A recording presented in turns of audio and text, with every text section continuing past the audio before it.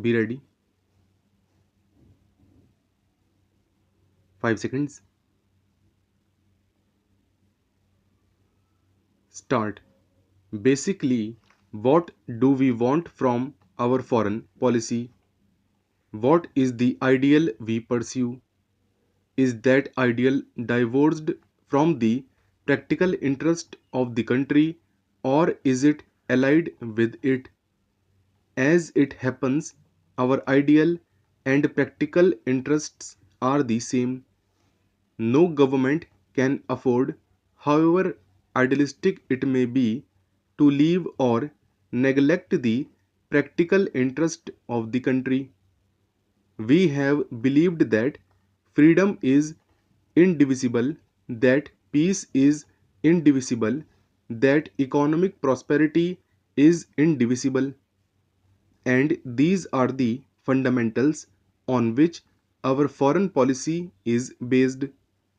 We have stood for the freedom of all countries, even when we were not free, when we were in no position to help other countries. We went out of our way to give them whatever moral and other support we could. And I know that that moral support was welcomed and it did help these countries. Today, we have the same stand. We know that joining together with the Afro Asian group is not going to immediately strengthen any of the countries who belong to that group, but we know that there is no other way of strengthening them either.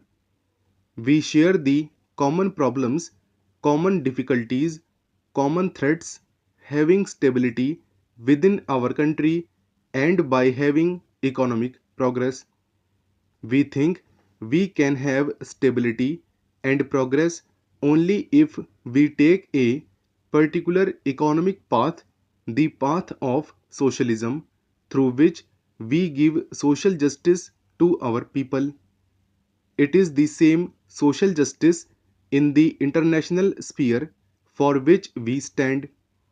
We believe that while there is poor nations and rich nations, there is bound to be tension. There is not only tension between the poor and the rich, but there is tension among the rich because of their desire to control or to influence the developing nations.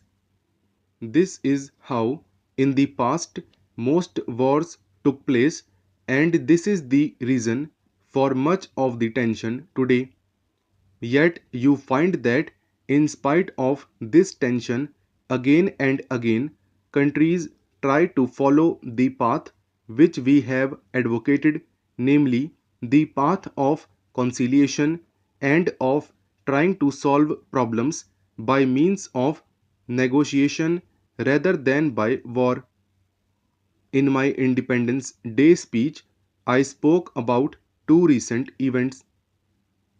No two countries could have fought more bitterly than the Soviet Union and Germany.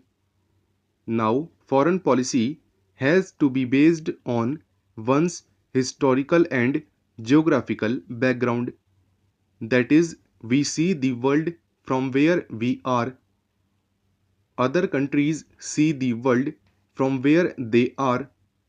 So, we cannot possibly see it from exactly the same angle. We have certain countries for our neighbors.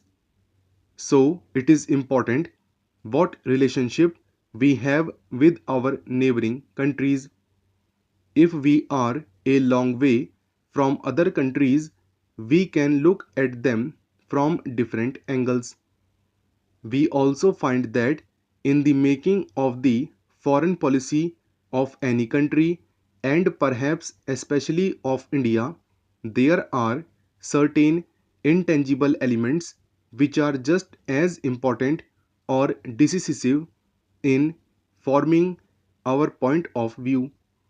It perhaps is easier to pursue foreign policy and fashion our relations with other countries if one is a rich and a powerful nation.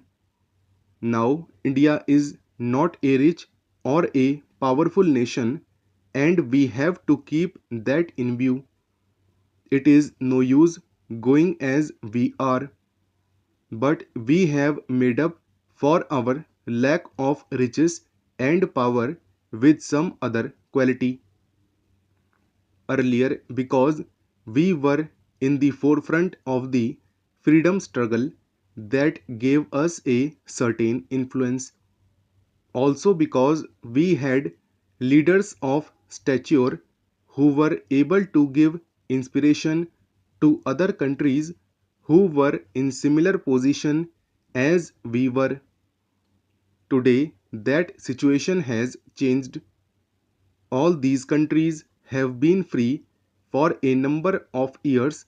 They are all trying to stand on their own feet, and none of them would like to be guided by any other country. They would like to have friends, but they would not like to feel that any country is superior to them. We ourselves perhaps would not like that position. So we can understand that other countries, and especially countries which are smaller, do not like the position, and we should be very careful that at no time we give an impression that we are wanting to take a leading position. That would immediately mean that we are trying to push them towards a somewhat backward position. So, when we find ourselves in the situation which we're in, that is, in an extremely difficult economic and political situation where you do not have power, then either you have to stand firm on your convictions and try to strengthen yourself, or you strengthen yourself through alliances. As I said earlier, there are people in our country who think that we could ally ourselves with some people, and perhaps that way we would be safer, and I think the feeling of security which one would get could be rather deceiving.